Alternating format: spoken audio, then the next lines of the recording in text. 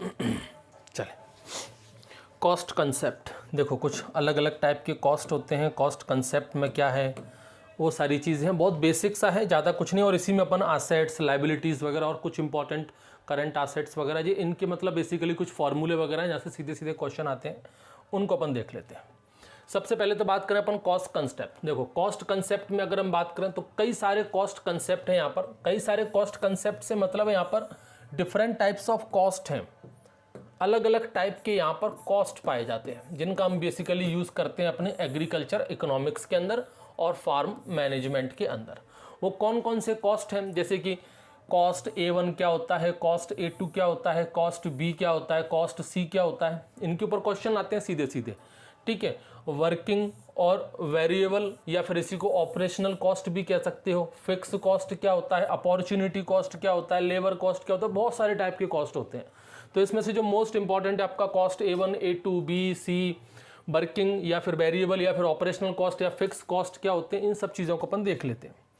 तो एक तरह से इनको आप चाहे तो कॉस्ट कंसेप्ट समझें या फिर इनको आप टाइप ऑफ कॉस्ट भी कह सकते हो, सिंपल वे।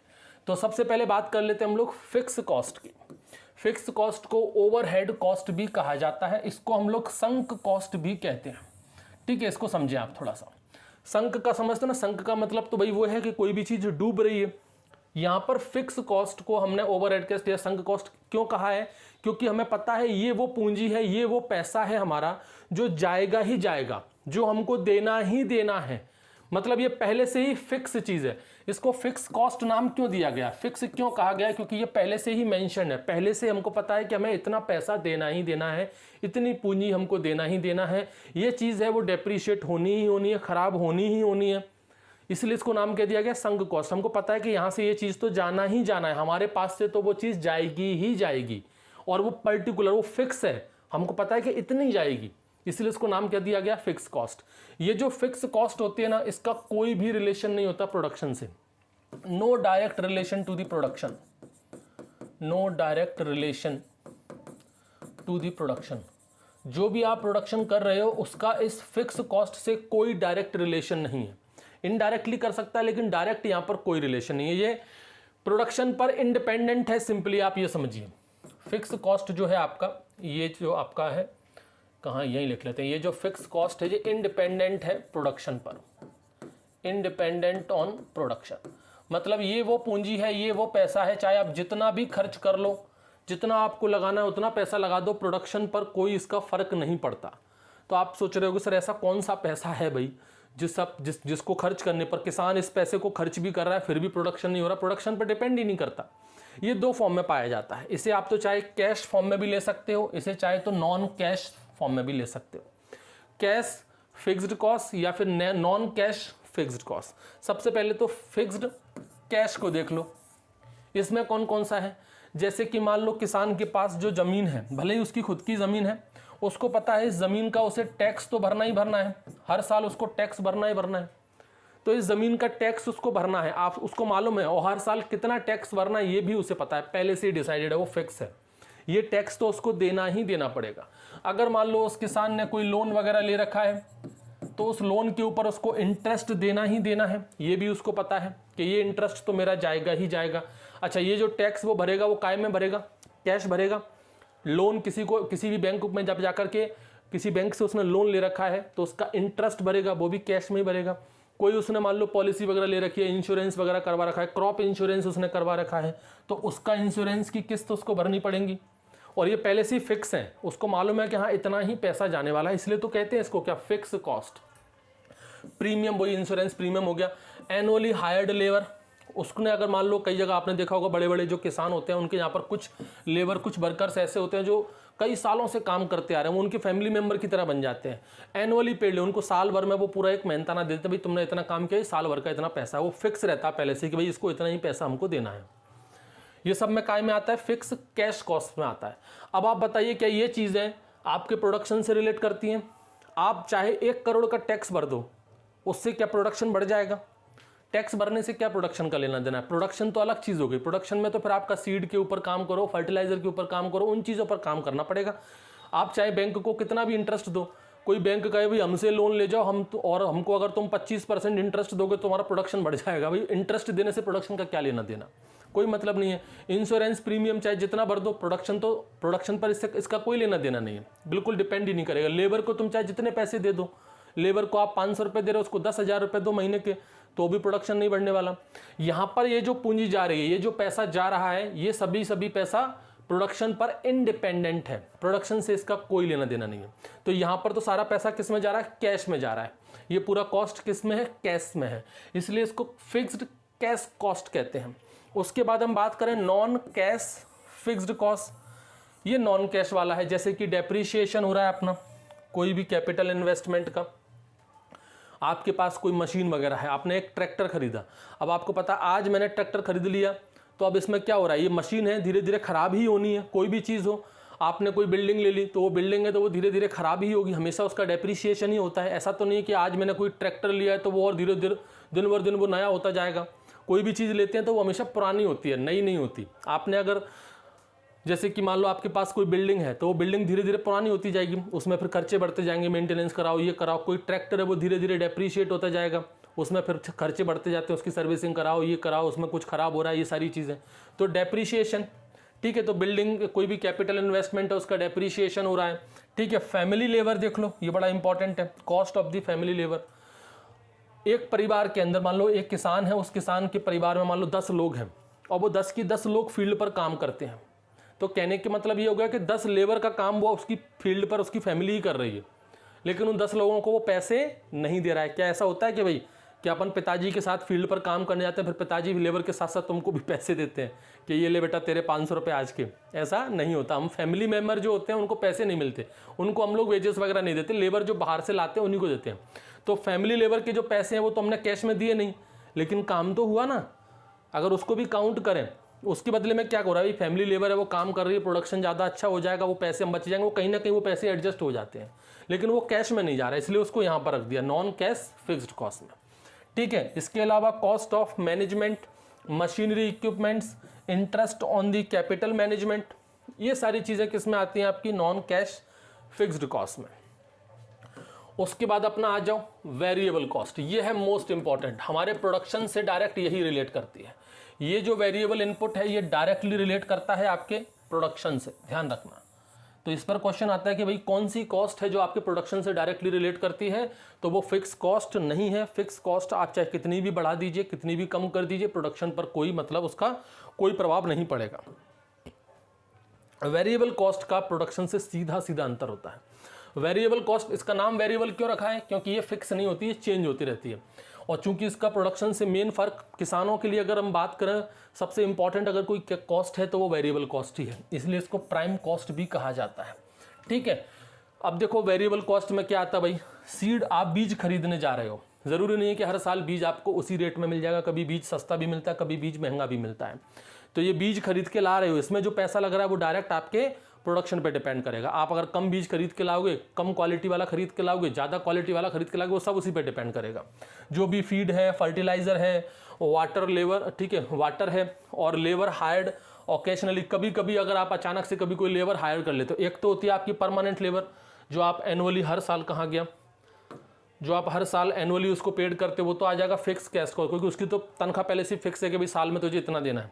लेकिन कभी कभी अचानक से हमको कुछ लेबर की जरूरत पड़ जाती है, जैसे मान लो कभी कभी फील्ड पर अचानक से काम बढ़ जाता है, जैसे कि मान लो आपको थ्रेसिंग के टाइम पर, हार्वेस्टिंग के टाइम पर अपन को कुछ एक्स्ट्रा लोग चाहिए रहते हैं, तो एक्स्ट्रा हम लेबर लेकर के आते हैं, तो उसकी जो प्राइस रहेगी वो उस टाइम पर डिसाइड की जाएगी, पहले से फिक्स नहीं होता।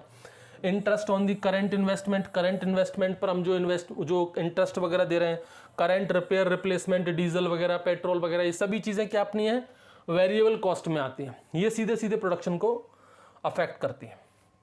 अब बात करते हैं अपन कुछ most important cost A1, cost of cultivation. अगर आपको निकालना है तो ये सारी चीज़ें आपको समझनी पड़ेंगी। बहुत सिंपल है, बहुत से लोग इसको बहुत ज़्यादा टिपिकल बना देते हैं, बहुत ज़्यादा टफ बना देते हैं कि पता नहीं क्या चीज़ है इसके अंदर, कुछ भी नहीं है। आपको सिंपल कॉस्ट ऑफ कल्टीवेशन निकालना है। कोई आपसे पूछे कि भाई आपने खेती की है तो उस खेती में कितना खर्चा आपका हुआ है वो आप बता दीजिए, बस वही आपको कैलकुलेट करना है, सिंपल सा।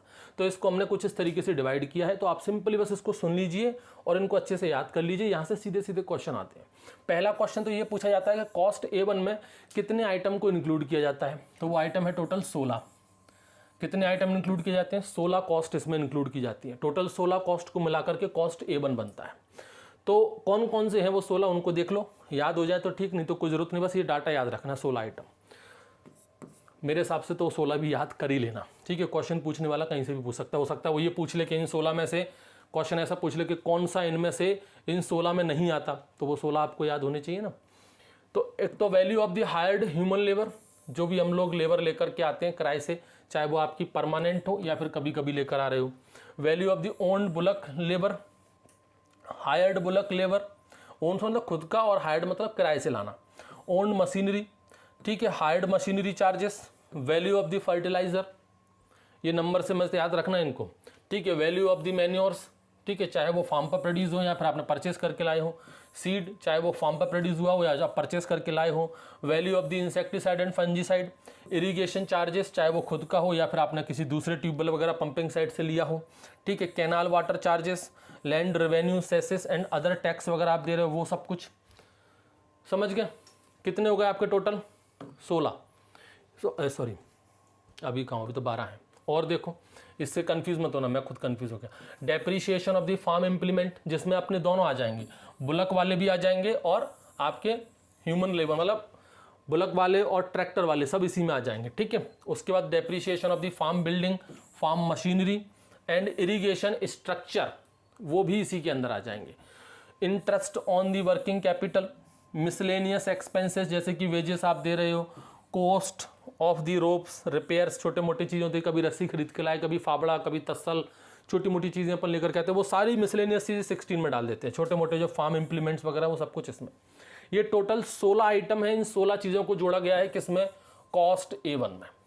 इन सब चीज़ों को जोड़ दोगे तो क्या बन जाएगी? कॉस्ट A1 बन जाएगी। अब ये क्वेश्चन पूछा जाता है कॉस्ट A2 क्या होता है, तो कॉस्ट A2 क्या होता है? 16 आइटम तो इसमें है, ठीक है, कॉस्ट A1 में, जिसमें 16 आइटम प्लस इसमें एक चीज और जोड़ दो, rent paid for the leased land. अगर मान लो आपने जमीन किराए पर ले रखी है या जमीन लीज पर ले रखी है, तो आपको उसका किराया भरना पड़ेगा, ठीक है। तो rent paid for the lease land होता है ना, जमीन लीज पर ले लेते हैं। लीज पे एक्चुअली बहुत लंबे लंबे समय तक लेते हैं, खास करके जो कॉलेज वाले लोग होते हैं, जिनके बड़े बड़े कॉलेज चलते हैं, वो उनकी खुद की जमीन नहीं होती, वो लीज पर लेते हैं। 100 साल के लिए लीज पर ले ली, 150 साल के लिए लीज पर ले ली, 200 साल के लिए लीज पर ले ली, ऐसे लेते हैं, ठीक है। तो rent paid for the leased land, ठीक है। तो 16 आइटम ये हो गए, एक इसके अंदर जो है, तो ये टोटल कितने आइटम हो गए कॉस्ट A2 के अंदर? 17 आइटम हो गए। ऐसे क्वेश्चन बनते हैं कि भाई कॉस्ट A1 में कितने आइटम होते हैं? 16। कॉस्ट A2 में कितने आइटम होते हैं? टोटल 17। 16 इसके और एक ये, टोटल 17 हो गए।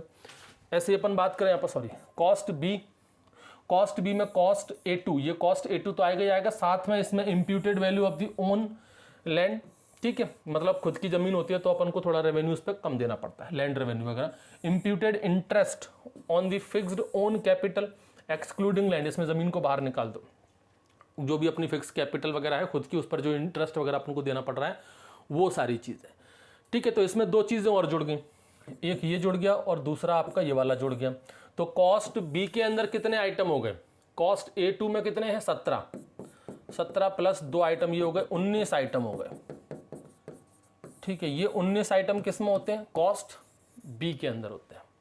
तो इसको आप चाहे तो ऐसे भी लिख सकते हो, भाई कॉस्ट बी क्या है, तो कॉस्ट A2 को थोड़ा सा एक्सपेंस कर दो, कॉस्ट A1 प्लस यहाँ पर आप इसको लिख दो पूरे को, रेंट पेड, और प्लस साथ में फिर अपना ये दोनों पैरामीटर भी लिख दो। तो यहाँ से अपने मतलब कुल मिलाकर यहाँ पर अपन को टोटल कितने लिखने हैं? 19 लिखने हैं। तो कॉस्ट A1 के 16 तो ये है ही हैं, एक ये लिख दो 17, 18 और 19, इन तीनों को एक साथ लिख दो। तो इस तरीके से क्वेश्चन आ जाते हैं। हालांकि ज़्यादा क्वेश्चन नहीं आते, क्वेश्चन बेसिकली जो मैंने देखे हुए हैं वो ये क्वेश्चन है आपके कि कॉस्ट A2 में कितने आइटम है, कॉस्ट बी में कितने आइटम। ये सिर्फ आपकी जनरल कॉम्पिटिटिव एग्जाम की बात कर रहा हूँ मैं। आप मुझसे ये मत कहने लग जाना कि सर वो नेट के एग्जाम में तो ऐसा क्वेश्चन आया था, वो नेट का लेवल अलग है, ये जनरल कॉम्पिटिटिव एग्जाम की बात कर रहा हूँ, उसमें इस तरीके के क्वेश्चन पूछे जाते हैं। तो कॉस्ट, एक मिनट, ये क्या दोबारा से सेम रिपीट हो गया क्या? एक मिनट, ओहो, चलो ये तो ऊपर वाला तो पूरा रिपीट ही हो गया है, इसको हटाना ही भूल गए, कोई नहीं, चलो ये तो रिपीट हो गया। नीचे वाला है आपका कॉस्ट सी, कॉस्ट सी क्या होगा आपका, कॉस्ट बी प्लस इसके अंदर एक और पैरामीटर फिर बढ़ जाएगा, वो है आपका imputed value of the family labour where C is the cost of the cultivation. ये सी क्या है आपका, कॉस्ट ऑफ द कल्टीवेशन है, यहां से भी क्वेश्चन आता है। तो टोटल बताइए कॉस्ट सी अगर जो है इसमें कितने पैरामीटर हो गए, इसमें टोटल हो गए आपके 20 पैरामीटर। कॉस्ट बी, ये रहा आपका कॉस्ट बी, कॉस्ट बी में कितने हैं आपके 19 हैं, एक ये जुड़ गया तो टोटल कितने हो गए आपके 20 आइटम इसके अंदर होगा। इस पर भी क्वेश्चन आता है। और यहाँ पर सी जो है ना, इसका मतलब होता है कॉस्ट ऑफ कल्टीवेशन। तो अगर आपसे कोई पूछता है बताइए कॉस्ट ऑफ कल्टीवेशन, आपने जो भी खेती की है उस खेती में कितना खर्चा आया, तो कॉस्ट ऑफ कल्टीवेशन क्या रहेगा आपका, कॉस्ट बी निकाल लीजिए, ठीक है। साथ में इसमें जोड़ दीजिए आप क्या, imputed value of the family labour, जो भी आपके घर में फैमिली लेबर थी उसका क्या आपने चार्जेस जो भी आपको जोड़ना है वो आप जोड़ दीजिए इसमें, ठीक है। ये तो आपको पता ही होगा डायरेक्ट। भाई मान लो, जैसे कि मान लो कोई आप 500 रुपये की एक लेबर लेकर आते हो, कोई एक लेबर है जो 500 रुपये आपने बाहर से लेकर आया जो 6 घंटे काम करती है, तो आपके फैमिली मेम्बर ने जो काम किया है, अगर आपका एक फैमिली मेम्बर आपने यूज़ कर लिया, उसने भी 6 घंटे काम कर लिया, तो उसके भी 500 रुपये जोड़ लो। हालांकि वो आपने दिए नहीं है लेकिन जोड़ा तो जाएगा ना, तो फैमिली लेबर ये अलग से जोड़ लो। फिर कॉस्ट भी निकाल लो। कॉस्ट भी कैसे निकालोगे, तो कॉस्ट भी निकालने के लिए आपको कॉस्ट A2 निकालना पड़ेगा, ये वैल्यू आपको डायरेक्ट मिल जाएंगी। कॉस्ट A2 निकालने के लिए आपको कॉस्ट A1 निकालना पड़ेगा, और कॉस्ट A1 निकालने के लिए आपको ये पूरे के पूरे 16 पैरामीटर्स निकालने पड़ेंगे। तो ये सारी चीज़ें आप निकाल लोगे तो भैया आपका यहाँ पर कॉस्ट सी निकल आएगा। कॉस्ट सी को ही क्या कहते हैं, कॉस्ट ऑफ कल्टीवेशन। टोटल कितने पैरामीटर आपको निकालने हैं कॉस्ट ऑफ कल्टीवेशन के लिए, 20 पैरामीटर्स आपको निकालने हैं। और देखो भाई नेट इनकम, नेट इनकम कैसे निकालोगे आप, जो भी आपका ग्रॉस रिटर्न आया है उसमें से आप कॉस्ट सी यानी कि जो आपका कॉस्ट ऑफ कल्टीवेशन है उसको माइनस कर दो, उसको क्या कर दीजिए आप, माइनस कर दीजिए, तो आपकी नेट इनकम निकल आएगी। भाई ग्रॉस रिटर्न का मतलब क्या है, जैसे कि मान लो मुझे गेहूं की खेती मैंने की है, ठीक है। गेहूं की खेती करने में मान लो कि मेरे 10,000 रुपये लग गए, गेहूं की खेती करने में मुझे कितने पैसे लग गए, मेरे 10,000 रुपये लग गए।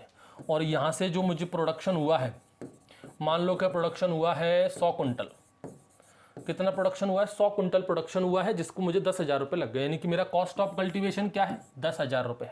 अब ये जो 100 कुंटल है, इस 100 कुंटल को जब मैं मार्केट में बेचने जाऊंगा, मतलब इससे जो मुझे पैसे मिलेंगे वो मान लो मिल रहे हैं मुझे 15,000 रुपये। कितने मिल रहे हैं, 15,000 रुपये मिल रहे हैं।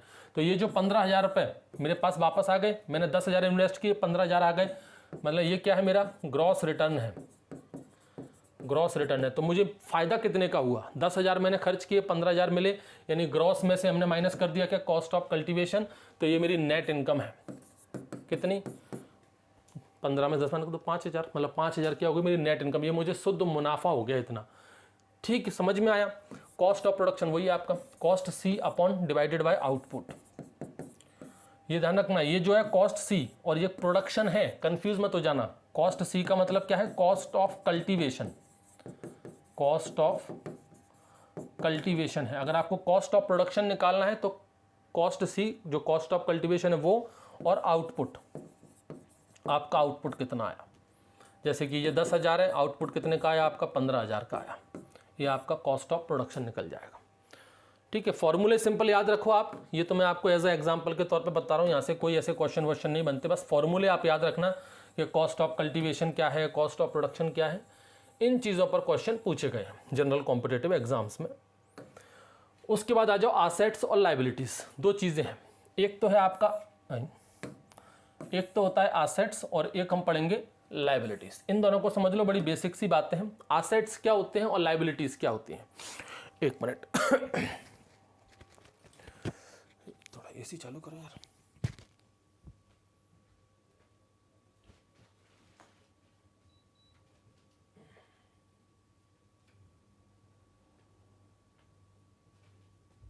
कर दी क्या, चलो ठीक है।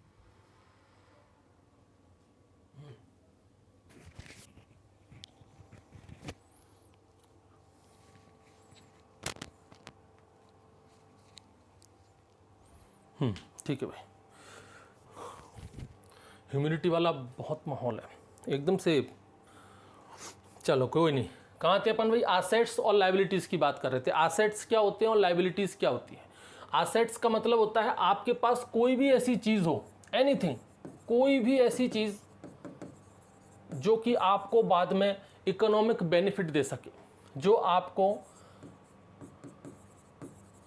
इकोनॉमिक बेनिफिट दे सके, जो आपके लिए इकोनॉमिकली फायदेमंद हो, कोई भी ऐसी चीज, वो क्या है? आपका एसेट्स है। बड़ा सिंपल, मैंने आपको बता दिया, कोई भी ऐसी चीज जो आपको इकोनॉमिक बेनिफिट दे सके वो आपका एसेट्स है। वो कुछ भी हो सकता है वो आपके पैसे हो, आपके पास कोई कैश हो, कोई आपके पास कैश हो, पैसा हो सकता है आपके पास कोई बिल्डिंग है, तो इस बिल्डिंग का आप अपने बिजनेस में यूज़ करके आप फ़ायदा ले सकते हो सकता है आपके पास कोई फर्नीचर है, कोई आपके पास मान लो कंप्यूटर है, कोई आपके पास मान लो ट्रैक्टर है, कुछ भी है, कोई भी ऐसी चीज़ जो आपको फ़ायदे पहुंचाए, इकोनॉमिक तरीके से फ़ायदा पहुंचाए, वो आपका क्या है? एसेट्स है।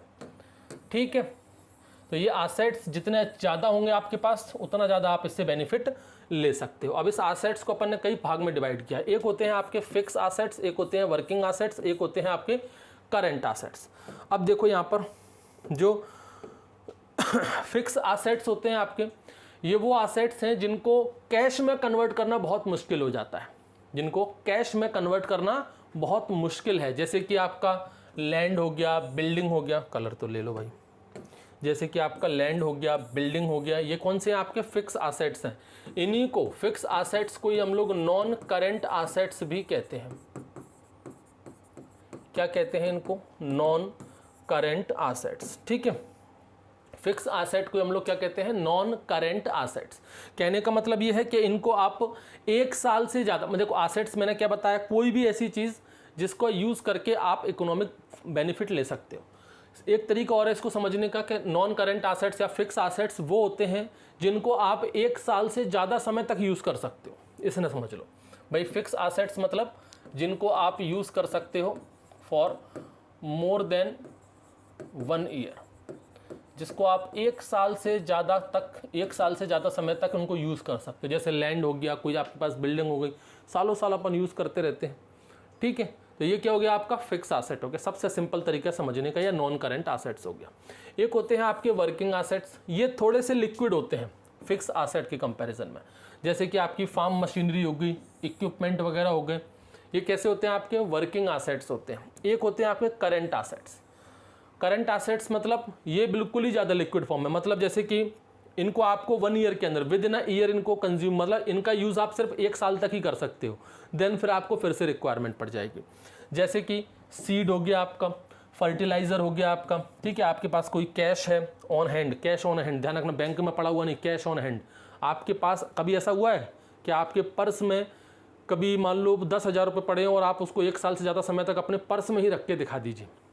इम्पॉसिबल है। आप उसे खर्च कर ही दोगे, कब तक रखोगे? 1 महीने रख लोगे, 2 महीने खर्च कर ही दोगे यार, करो इसको खर्च। ऑन हैंड जो अपने पास कैश होता है ना, उसको करंट एसेट्स में माना जाता है। बैंक में जो कैश पड़ा हुआ है उसकी बात नहीं हो रही, यहाँ पर बात हो रही है cash on hand. Livestocks for the sale वगैरह, वो क्या है? करंट एसेट्स है। इनको आप तुरंत कैश में कन्वर्ट कर सकते हो या वो ऑलरेडी कैश में ही अवेलेबल है। वर्किंग एसेट्स, फिक्स एसेट के कंपैरिजन में वर्किंग एसेट्स को आप जल्दी से कैश में कन्वर्ट कर सकते हो। जैसे कि मान लो आपके पास एक बिल्डिंग है और मान लो आपके पास एक ट्रैक्टर है। ठीक है, बड़ा गंदा ट्रैक्टर बनाया यार, रहने दो, ऐसे लिख दो। एक मान लो आपके पास बिल्डिंग है और एक आपके पास ट्रैक्टर है, आपको कैश में कन्वर्ट करना है। कौन सबसे पहले कैश में कन्वर्ट हो जाएगा, बिल्डिंग या ट्रैक्टर? ऑब्वियसली ट्रैक्टर, क्योंकि ट्रैक्टर थोड़ा सा कम, ट्रैक्टर को खरीदने वाले लोग ज़्यादा मिल जाएंगे as compare to building. Building भी आपकी कैश में कन्वर्ट हो सकती है लेकिन वो काफ़ी लंबे समय बाद, उसमें थोड़ा समय लग जाएगा। ट्रैक्टर कोई फार्म इम्प्लीमेंट वगैरह है, कोई आपके पास फार्म मशीनरी, कोई इक्विपमेंट वगैरह है, इनको आप थोड़ा सा ज़्यादा जल्दी कन्वर्ट कर सकते हैं, इसलिए ये ज़्यादा लिक्विड होते हैं, मोर लिक्विड होते हैं as compare to fix asset. समझ गए? तो एसेट्स मतलब कोई भी ऐसी चीज़ जो आपको फ़ायदा पहुंचाए, जिनका आप यूज़ कर सकते हो अपने फ़ायदे के लिए, अपने इकोनॉमिक फ़ायदे के लिए। ठीक है, तो यहाँ पर एक तो अपना करंट, और देखो एक तरीका तो यहाँ पर यूज़ करने के बेसिस पर, देखो 3 तरीके से आप इसको, 2 तरीके से इसको पढ़ सकते हो। एक तरीका तो ये हो गया कि कौन कैश में जल्दी कन्वर्ट हो रहा है, तो एक तो फिक्स एसेट हो गया, ये कैश में इनको कन्वर्ट करना बड़ा मुश्किल है। एक आपके वर्किंग एसेट्स हो गए, इनको कैश में कन्वर्ट करना फिक्स एसेट की तुलना में आसान है लेकिन उतना भी ज़्यादा आसान नहीं है जो कि तुरंत ही आपके पास ट्रैक्टर तो खड़े खड़े थोड़ी बेच दोगे, थोड़ा बहुत समय तो उसमें लगेगा। लेकिन इन फिक्स वर्किंग एसेट्स को जल्दी कन्वर्ट कर सकते हो आप, ये ज़्यादा लिक्विड है, मोर लिक्विड है, इनको कैश में थोड़ा जल्दी कन्वर्ट कर सकते हो as compare to fix asset. और एक होते हैं करेंट एसेट्स, इनको तो तुरंत ही आप कैश में कन्वर्ट कर सकते हो या ये ऑलरेडी कैश में ही होते हैं। जैसे आपके पास सीड है, ठीक है, फर्टिलाइजर वगैरह हो गया, ये मार्केट में सीड बिकते हैं, तुरंत सीड लो पैसे दो, वो तुरंत चीज़ें होती हैं, ठीक है, तो वो आता है आपका करंट एसेट्स में। तो एक तो इन ऐसे क्लासीफाई कर लो, और एक होता है कंज्यूम के ऊपर कि आप कितने समय में उसको कंज्यूम करें, तो उस बेसिस पर हम बात करें तो दो में कर सकते हो, एक आपका नॉन करंट और दूसरा करंट। नॉन करंट एसेट्स वो होते हैं जिनको 1 साल से ज़्यादा लंबे समय तक आप यूज़ कर सकते हो, और करंट एसेट्स वो होते हैं जिनको 1 साल के अंदर ही आपको कंज्यूम करना होता है, ऐसे भी समझ सकते हो। उसके बाद आ जाओ लाइबिलिटीज़। लाइबिलिटीज़ क्या होते हैं, आप जब भी कोई बिजनेस स्टार्ट करते हो तो जो भी आपके पास लेन देन है, लेन देन से मतलब है सिर्फ देना ही देना है, लेना नहीं है, मतलब एक तरह से सिंपल सी आम भाषा में कहूँ, आपके पास जो भी कर्जा है, जो भी आपके पास उधारी है, दूसरों के ऊपर नहीं है, आपके ऊपर उधारी है, आपको चुकाना है। कोई भी चीज़ जो आपको चुकानी है लोगों को, वो क्या है, लाइबिलिटीज़ है। लाइबिलिटीज़ ज़्यादा नहीं होनी चाहिए, ध्यान रखना।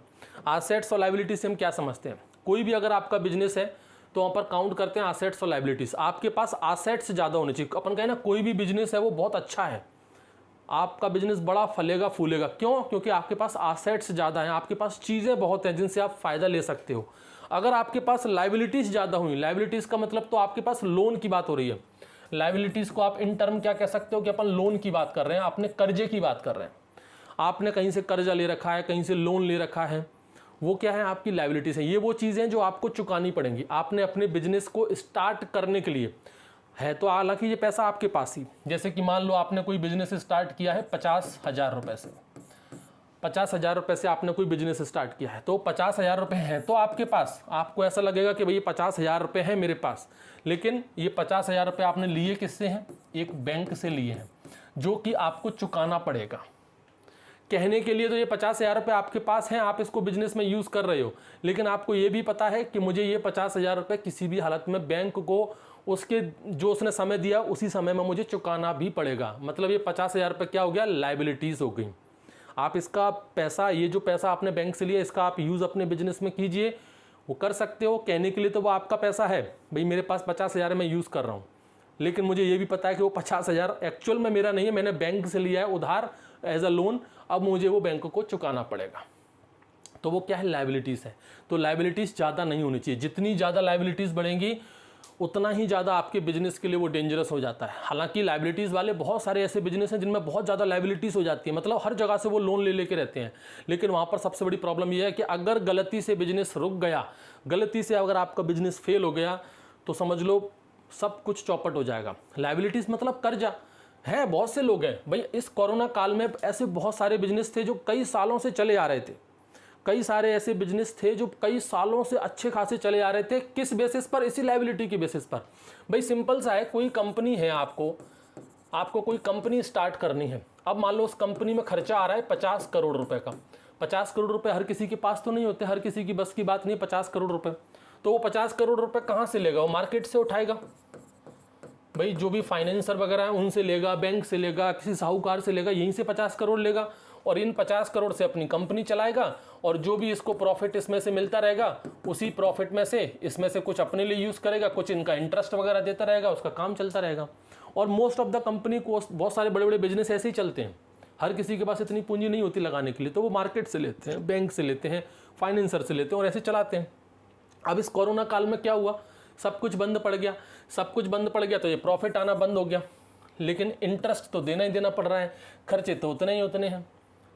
तो ये लाइबिलिटीज़ ज़्यादा होने की वजह से, अगर मान लो ये 50 करोड़ रुपए उसने मार्केट से नहीं उठाया होता, ये मान लो 50 करोड़ रुपए उसका खुद का ही होता, तो यहाँ पर कम से कम उसको जो इंटरेस्ट देना पड़ रहा है वो तो नहीं देना पड़ता, खर्चे वो अपने हिसाब से मेंटेन कर लेता। तो लाइबिलिटीज़ जितनी ज़्यादा होती हैं, लाइबिलिटीज़ उतना ही आपके लिए डेंजरस, खतरे का निशान बढ़ता जाता है कि लाइबिलिटीज़ को उतना भी मत करो। लाइबिलिटीज़ को एक लेवल पे रखो, कर्जा आपको लेना है, लोन आपको लेना है तो एक लेवल पे रखो, ज़्यादा लेवल पे, ज़्यादा ऊपर चलेगा इतना भी लेवल पे मत जाओ कि लोन आपने इतना ज़्यादा ले लिया कि उसको चुका भी नहीं पा रहे हो। तो लाइबिलिटीज़ मतलब वो सारी चीज़ें जो आपने किसी दूसरे से ले रखी हैं और आपको पता है कि हमें वो चीज़ वापस उसको करनी पड़ेगी। अब यहाँ पर देखो, एक होती है लॉन्ग ड्यूरेशन लाइबिलिटीज़, एक होती है इंटरमीडिएट लाइबिलिटीज़ और एक होती है करंट लाइबिलिटीज़। जो लॉन्ग ड्यूरेशन लाइबिलिटीज़ होती है ना, इसको नॉन करंट लाइबिलिटी भी कहते हैं। इसको क्या कहते हैं? Non current liabilities. मतलब ये वो लाइबिलिटीज़ है जो आपको 1 साल से ज़्यादा के समय बाद चुकानी है, जो आपका करंट सीजन चल रहा है। जैसे कि मान लो अपना, जैसे कि फार्मिंग के लिए अपन बात कर लेते हैं, अपन एग्रीकल्चर वाले, तो किसानी की बात करें अपन, जैसे कि मान लो आपको गेहूं की खेती करनी है, ठीक है, तो आप रबी सीजन में करोगे। रबी सीजन में कब से कब तक? दिसंबर से शुरू करोगे और अप्रैल तक चलेगी ऑलमोस्ट, ठीक है, या थोड़ा पहले कर लो तो मार्च तक खत्म कर लो। दिसंबर से अपने अप्रैल तक करनी है, इस दौरान आपको ये खेती करनी है, ठीक है। आपने कोई लॉन्ग टर्म लोन ले रखा है। लोन कैसा ले रखा है आपने? लॉन्ग टर्म वाला। लॉन्ग टर्म वाला एक लंबे समय वाला लोन ले रखा है, 5 साल की अवधि का, 5 साल ड्यूरेशन का अपना लोन ले रखा है। तो इसका जो रीपेमेंट है वो भी ड्यूरेशन काफ़ी लंबा रहेगा। मतलब आपका जो करंट अकाउंटिंग पीरियड है वो कौन सा है? दिसंबर टू अप्रैल है। इस सीजन में आप गेहूं की खेती कर रहे हो, इस सीजन में आपको कोई पैसे ना चुकाने पड़ेंगे। दिसंबर टू अप्रैल, दिसंबर से लेकर अप्रैल के बीच में ये क्या हो गया? आपका करंट अकाउंटिंग पीरियड हो गया। इस बीच में आपको पैसे नहीं चुकाने, इस बीच में आपको कोई किस्त जमा नहीं करनी, इस बीच में आपको कुछ भी नहीं देना है, कोई भी लाइबिलिटीज आपको नहीं चुकानी है। वो कौन सी होती है? आपकी लॉन्ग ड्यूरेशन लाइबिलिटीज होती है या फिर नॉन करंट लाइबिलिटीज होती हैं। Such liabilities do not require repayment during the current accounting period. जैसे एक एग्जांपल के तौर पर अपन ने ये पढ़ लिया, जैसे आपने लॉन्ग टर्म लोन ले रखा है, तो लॉन्ग टर्म लोन जो होता है उसकी किस्त साल में एक बार जाए या 2 साल में एक बार जाए, तो वो आपके करंट अकाउंटिंग पीरियड को वो किस्त उसके बीच में नहीं आएगी। एक होती है आपकी इंटरमीडिएट लाइबिलिटीज़। इंटरमीडिएट लाइबिलिटीज़, इसको आप पोस्टपोन कर सकते हो लेकिन चुकानी फिर भी पड़ेगी, लेकिन वो दिक्कत दे जाती है। मतलब जैसे अपने मीडियम टर्म लोन वगैरह हो गए, प्रोमिशनरी नोट्स वगैरह हो गए। प्रोमिशनरी नोट्स का मतलब समझते हो क्या? प्रोमिशनरी नोट्स का मतलब होता है किसी से दिया गया वादा। जैसे कि मान लो आपने कोई एग्रीमेंट कर लिया, बैंक से जब आप पैसे लेते हो तो वो तो कंफर्म है भैया, वो तो लोन आपने लिया है। एक होता है आपका प्रॉमिसरी नोट्स। प्रॉमिसरी नोट्स क्या होता है? जैसे कि आप मान लो किसी साहूकार के पास जा रहे हो, ठीक है, नॉन बैंकिंग सेक्टर में आप गए, ठीक है, नॉन बैंकिंग सेक्टर मतलब कोई साहूकार हो गया, आपका कोई रिश्तेदार वगैरह हो गया, आप उससे पैसा लेकर के आए हो, उससे आपने पैसा ले लिया, तो उसके एवज में आपको वो कुछ तो रखेगा, या तो उसके पास कुछ गिरवी रखो, या फिर प्रॉमिसनरी, ये प्रॉमिसरी नोट्स जो है वो आपको साइन करना पड़ेगा। ये भी एक तरह का ऑफिशियल डॉक्यूमेंट हो गया, ठीक है। इसमें एग्रीमेंट हो जाता है कि हाँ भैया आपको ये पैसे मुझे चुकाने हैं, अगर आप पैसे नहीं चुकाओगे तो वो इस एग्रीमेंट को लेकर, इस नोट को लेकर के कोर्ट तक जा सकता है, आपके ऊपर केस वगैरह कर सकता है। ज़्यादा डिटेल में जाने की अपन को जरूरत नहीं है, सिंपल सा ये एक तरह का एग्रीमेंट है। अगर आप मुझसे पैसे लेने आते हो तो मैं आपसे ये एग्रीमेंट साइन करा लूँगा कि भाई तुम मुझसे इतने पैसे ले गए हो और इतने समय के बीच में आपको मुझे इतने पैसे चुकाने पड़ेंगे विद इंटरेस्ट, वो सारी चीज़ें उसको कहते हैं। ये किस में आ जाता है? आपका इंटरमीडिएट लाइबिलिटीज़ में आ जाता है। इसको आप थोड़ा सा पोस्टपोन कर सकते हो। जैसे बैंकिंग में क्या होता है, आपने जैसे मान लो बैंक से लोन ले लिया, आपके पास मान लो अभी किस्त जमा करने के लिए नहीं है, आपके पास मान लो इंस्टॉलमेंट देने के लिए भी पैसे नहीं है, तो बैंक वाले से आप बोलोगे ना सर इस महीने का मान जाइए, अगले महीने दे देंगे, तो बैंक वाला बोलेगा साहब माफ़ करो ऐसा नहीं होता है। फिर वो आपका फ़ाइन लगा के, भले ही आप अगले महीने दे दीजिए लेकिन आपको फ़ाइन जरूर देना पड़ेगा। प्रॉमिसनरी नोट में क्या होता है भैया, जिससे आप लेकर के आए हो, ए और बी, इन दोनों व्यक्ति के बीच की बात है। ये तो प्रॉमिसरी नोट है वो तो ए और बी के बीच की बात है। आप अगर इससे रिक्वेस्ट करोगे, जैसे मैंने आपको पैसे दिए हैं और साथ में ये नोट भी लिखवा लिया है, अब आप मुझसे रिक्वेस्ट करोगे देख लो 1 महीने का और, तो मैं कहूँगा ठीक है यार कोई नहीं, अगले महीने दे देना, लेकिन देना तो फिर भी पड़ेगा, देना तो फिर भी पड़ेगा ही पड़ेगा, ठीक है। तो ये आपको विद इन अ ईयर देना पड़ता है, विद इन अ ईयर, ठीक है, इतना याद रखना। दूसरा है आपका करंट लाइबिलिटीज़। जो करंट लाइबिलिटी होती है ना, इसी को हम लोग शॉर्ट टर्म लाइबिलिटी भी कहते हैं। क्या कहते हैं इसको? शॉर्ट टर्म लाइबिलिटी भी कहते हैं। ये भी आपको विद इन अ ईयर ही चुकाना पड़ता है, ठीक है।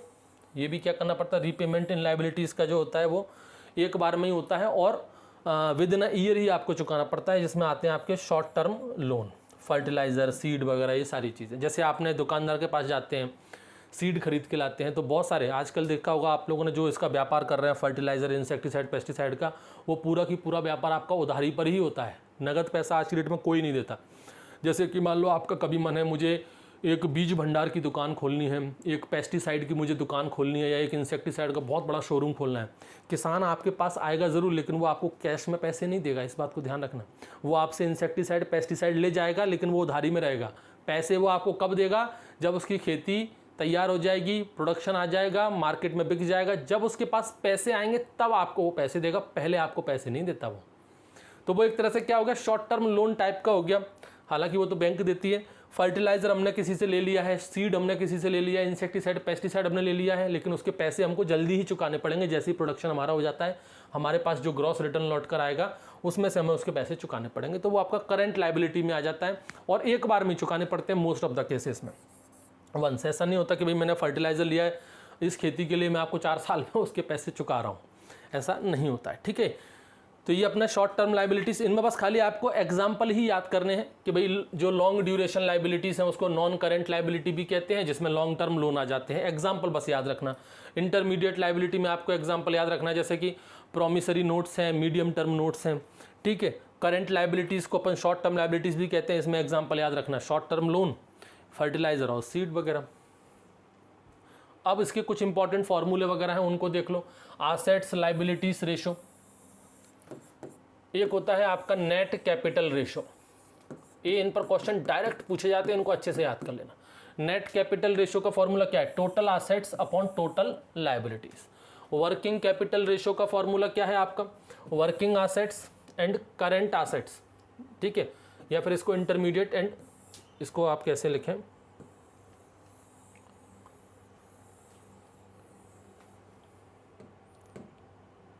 दोनों चीजें जो और में है,